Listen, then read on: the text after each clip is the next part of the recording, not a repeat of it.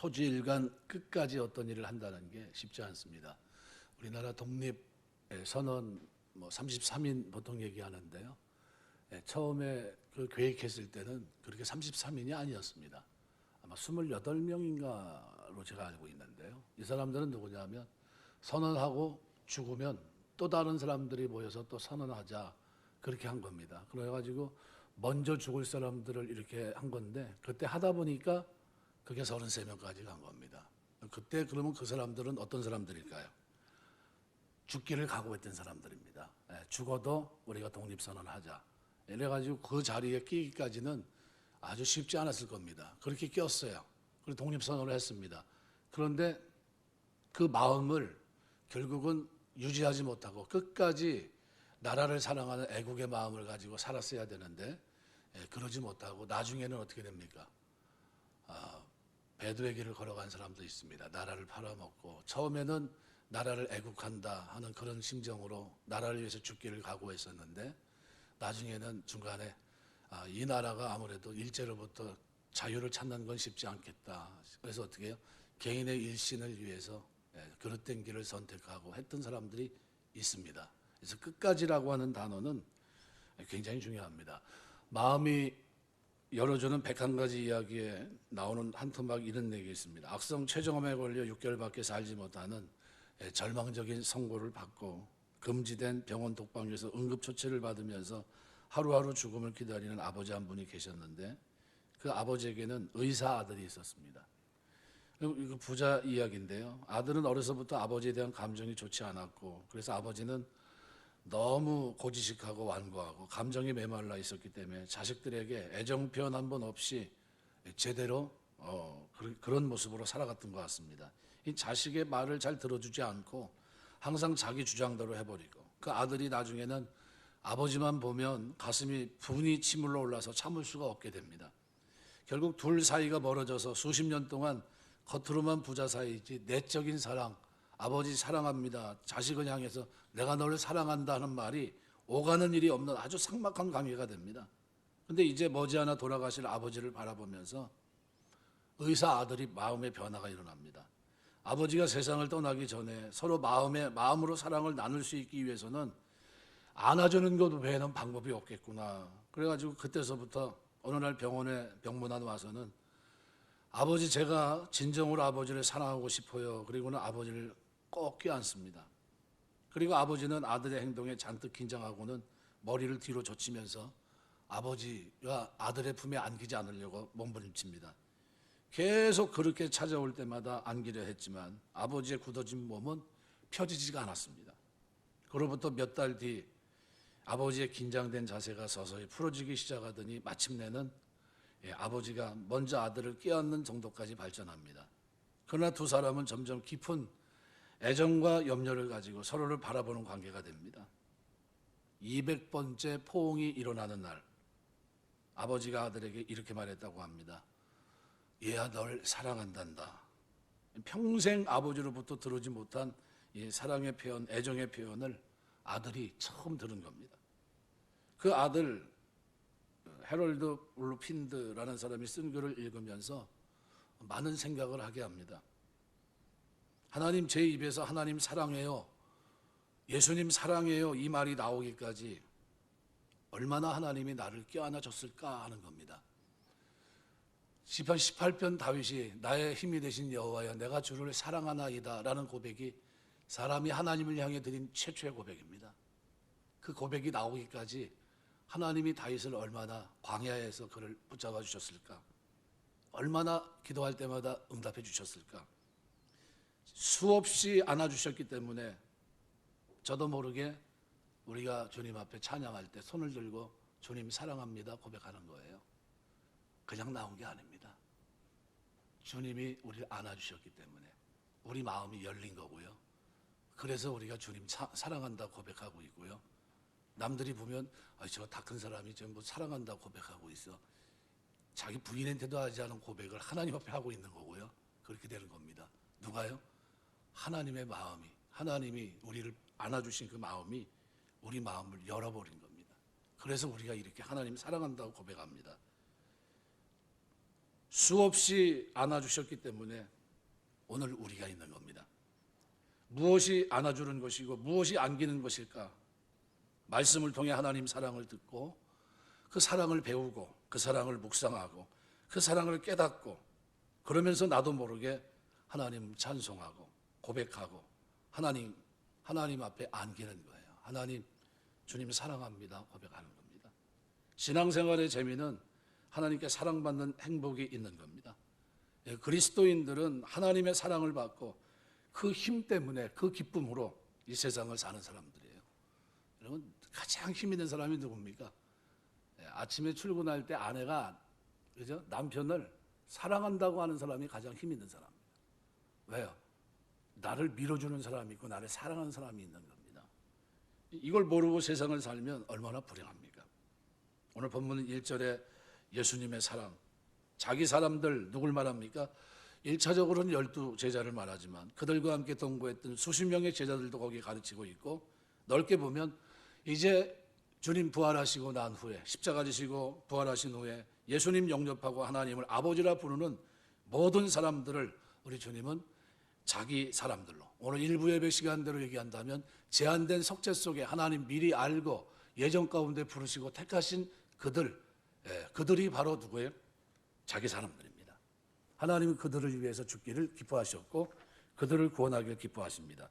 우리가 어떤 존재입니까? 오늘 17장에서 예수님은 자기 사람들을 아버지께서 내게 주신 자들로 표현합니다.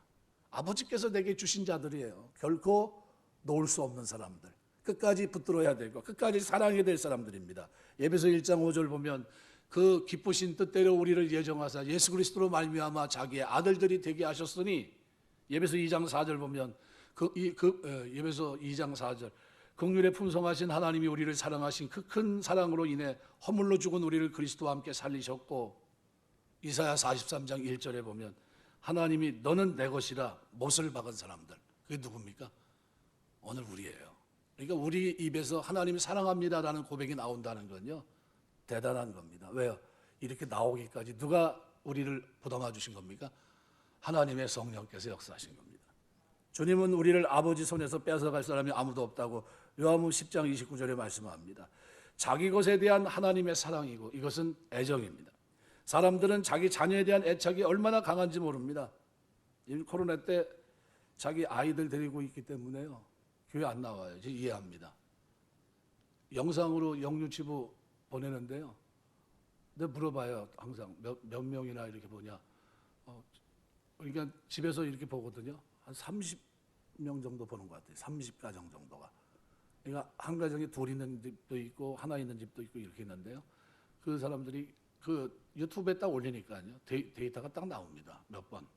우리 주일학교도 교회는 안 나와도요, 유튜브에 딱 올라가 있으니까 몇 회, 15회에서 이렇게 딱 나옵니다. 딱 나와요. 집에 있지만 뭐 하고 있습니까? 그 시간에 예배 드리고 있는 거예요. 왜요? 너무 무서우니까, 백신 때문에 겁나니까 못 나와요. 하지만 예배는 어떻게 해요? 드릴 수 있게 합니다. 자녀에 대한 사랑이 얼마나 강한지 모릅니다. 하나님이 사랑이시기 때문에 세상 모르는 사람을 사랑하는 것은 우리가 포괄적인 사랑인데, 그러나 자기 것, 자기 사람에 대한 하나님의 사랑은 무엇과 비교할 수 없을 만큼 강합니다. 요한일서 4장 8절 말씀대로 하나님은 사랑이세요. 9절 10절에도 하나님의 사랑이 어떠한가를 설명합니다. 하나님이 사랑이 우리에게 이렇게 나타난 바 되었으니 하나님이 자기의 독생자를 세상에 보내심은 저로 말미암아 우리를 살리려 하심이라. 사랑은 여기 있으니 우리가 하나님을 사랑한 것이 아니요 오직 하나님이 우리를 사랑하사 우리 죄를 위하여 화목제로 그 아들을 보내셨습니다 그랬어요. 너무나 감사해요. 우리를 사랑해서 보내신 겁니다. 그래서 어거스틴은요 이렇게 얘기합니다. 하나님의 사랑은 이해할 수 없는 초월적인 것이고 변하는 일도 없습니다. 그가 우리를 사랑하기 시작한 것은 그 아들의 피로 말미암아 우리가 하나님과 화목하게 된 이유가 아니라 오히려 세상이 창조되기 전 우리가 무엇으로 존재하기도 전에 독생자 한 가지로 아들이 되게 해주도록 사랑해 주신 그때부터입니다. 이렇게 얘기해요. 어거스틴이 자기의 사랑을 언제 확인합니까? 창세전 그리스도 안에서 자기를 사랑했다는 겁니다. 하나님은 세상을 창조하기 전부터 우리를 눈여겨보셨고 아예 너는 내 것이다 점찍어 놓으셨어요. 그때부터 주님은 우리를 사랑하셨다는 거예요. 주님은 그들을 어떻게 아버지께서 내게 주신 자들로 표현합니다. 우리가 하나님으로부터 이 놀라운 사랑을 받고 있어요. 그래서 우리는 주님 앞에 너 감히 이런 고백을 드립니다. 주님 사랑합니다 라는 고백을. 그것이 진심인지 아닌지 우리는 알 길이 없어요. 그러나 분명한 것은 뭡니까? 하나님은 아신다는 거죠. 이 세상이라는 말이 있습니다. 이 세상에 있는 자기 사람들, 세상이라고 하는 말은 이 세상을 말합니다. 이 세상은 예수님이 늘 안타깝게 여기시고 대단히 고통스러운 눈으로 보시던 세상입니다. 그래서 요한복음 9장 39절 보면 내가 심판하러 이 세상에 왔으니, 또 12장 31절 보면 이제 이 세상의 심판이 이르렀으니, 이 말씀에서 예수님은 이 세상이라고 하는 말은 심판에 대해 말씀하는 중에 쓰신 적이 많습니다.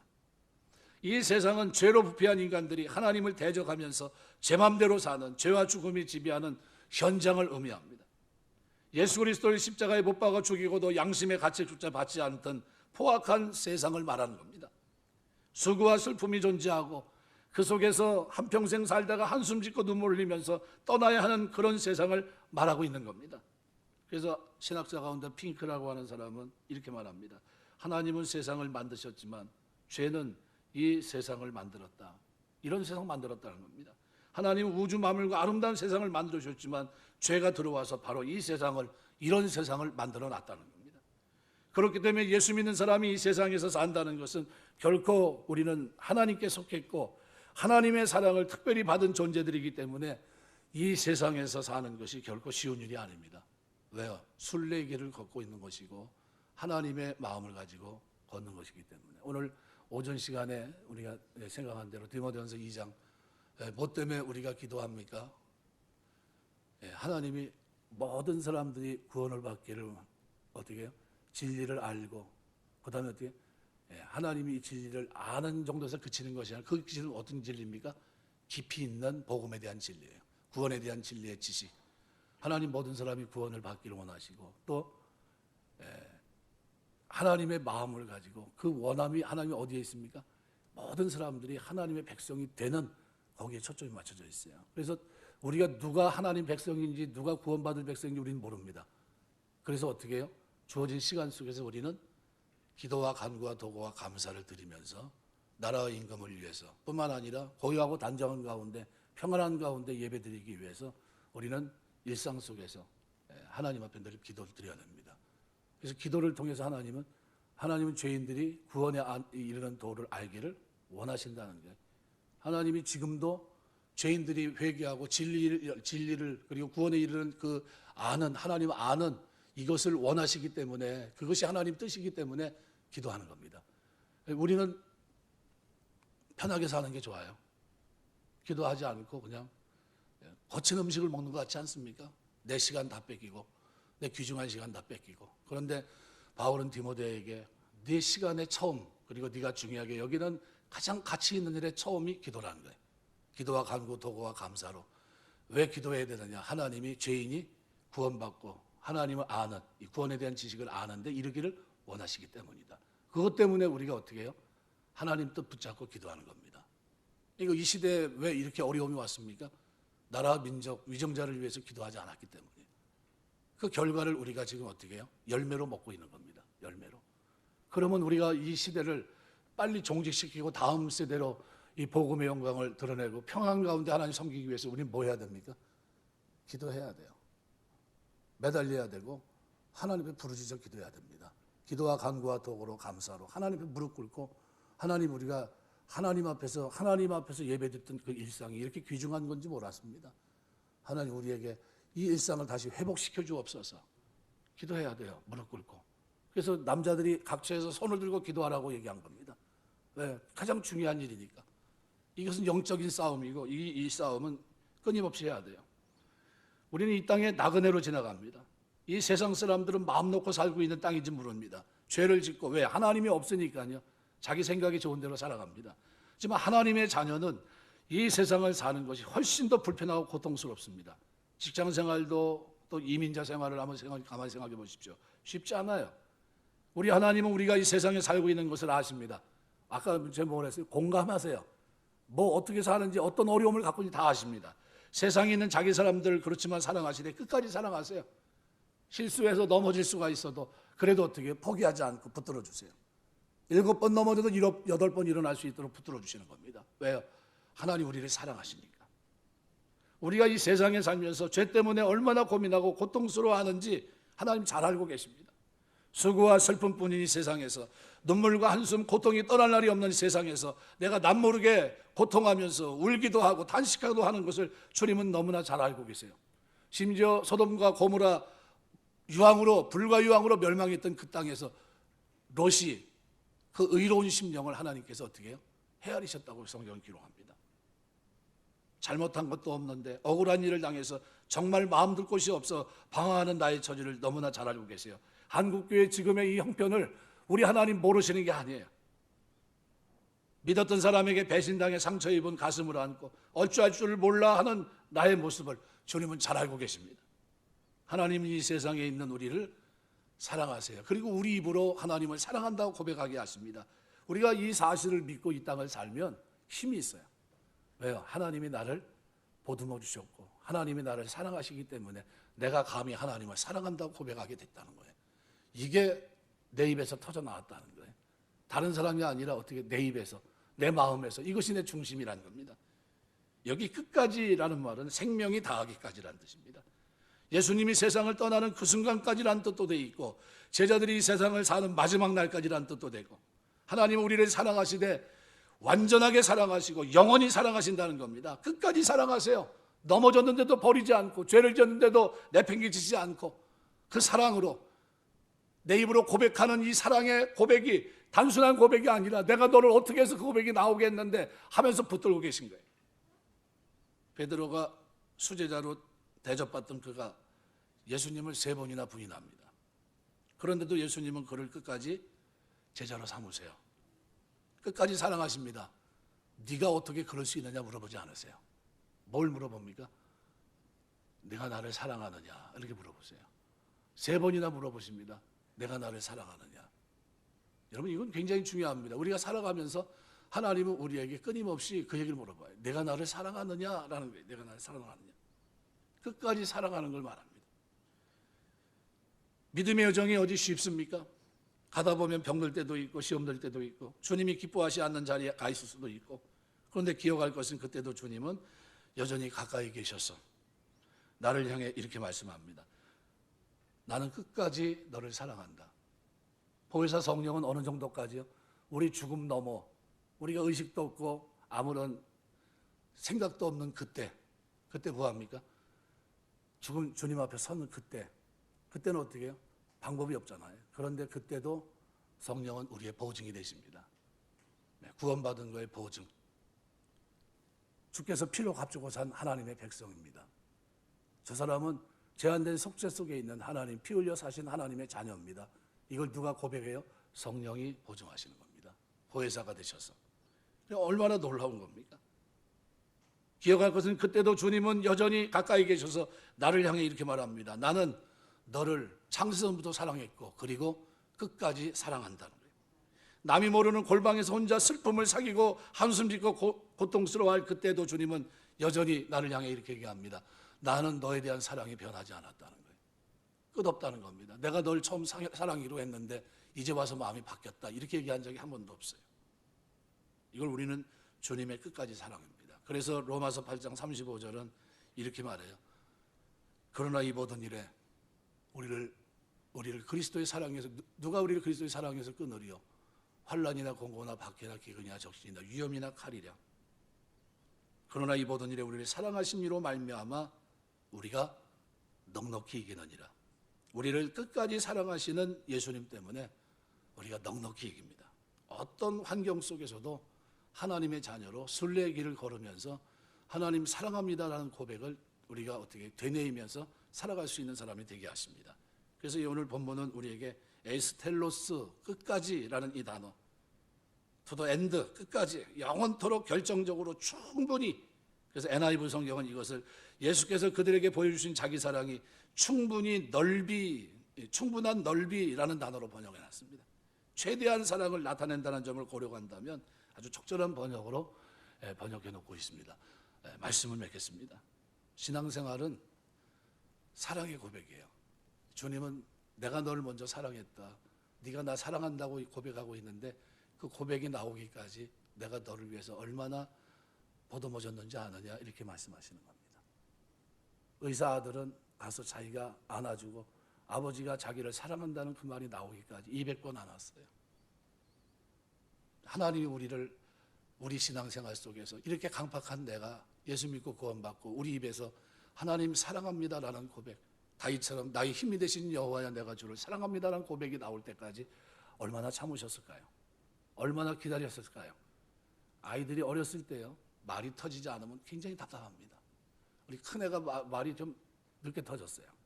얼마나 답답한지 몰라요. 그런데 그 입에서 아빠 그러다가 사랑해 뭐 비슷한 얘기가 나왔는데 그게 뭐 사랑인지 사탕을 달라고 하는지 잘 구분이 안 되는데도 사자가 나오니까 그냥 좋아요. 사랑이라고 그랬겠지. 그리고 그냥 덮어요. 사랑이다 이건. 그냥 덮어요. 저놈이 나 사랑한다고 그러네. 이걸 받아들이는 거예요. 이게 부모가 그렇다는 거예요. 부모가. 하나님 보실 때 어떨까요? 비슷한 얘기만 나와도 옹알이만 해도요 기뻐하세요. 마음에서 중심에서요 주님 사랑합니다. 이거 하나님 우리 속마음을 아시는 거예요. 이렇게 되기까지가 얼마나 힘들었겠고 우리 하나님이 그 일을 하신 거예요. 이게 우리 신앙생활하면서 여러분 고백하시길 주의 이름으로 축원합니다. 주님 사랑합니다. 이 고백하셔야 돼요. 다윗이 그 고백을 드린 거 아닙니까? 그럼 우리도 고백을 해야 될 거 아니에요. 그냥 멀뚱멀뚱 그냥 기찻길 가는 것처럼 간격을 딱 유지하고 아주 그냥 짜증나요. 그냥 일정한 간격을 유지하고서 어떻게 하면 아무 고백도 없이 이렇게 간다는 게 얼마나 힘듭니까? 지루하고 언제쯤 할까? 언제쯤 고백할까? 근데 하나님은 뭘 기다리고 계세요? 종점이 왔는데도 여전히 그러고 있으면 어떡할까요? 답답할 것 같아요. 주님 사랑합니다. 나 위해 십자가 지신 주님 사랑합니다. 나를 위해 첫 열매가 되신 주님 사랑합니다. 이것만 생각해도 감사한데 지금도 어떻게 통치하시고 치리하시는 하나님 주님을 사랑합니다. 이 세상을 통치하시면서 나의 기도에 응답하신 하나님을 찬송합니다. 그래서 다윗이 시편에서 늘 강조하는 단어가 뭡니까? 기도를 들으시고 응답하시는 하나님이에요. 샤마흐란 단어, 이 단어는 너무 위대한 단어예요. 그냥 히브리어 중에서 제일 좋은 단어가 전 그 단어 같아요. 여러분이 기도할 때 하나님 응답하십니다. 왜 응답하십니까? 하나님이 우리를 사랑하시기 때문이에요. 내가 하나님 사랑하는 것보다 하나님이 원천적으로 나를 사랑해서 내 입에서 그 말이 터져나갔기 때문에 하나님은 그걸 어떻게 해요? 기쁘게 보십니다. 우리 신앙생활 하는 동안 하나님의 끝까지 사랑, 이 사랑이 저와 여러분의 사랑이 되고 그것을 확인하면서 늘 기도할 때마다 자신감 있게 기도하고 그 하나님의 은혜를 체험하며 누리면서 하는 은총이 있게 되시길 주의 이름으로 축원합니다. 기도하겠습니다.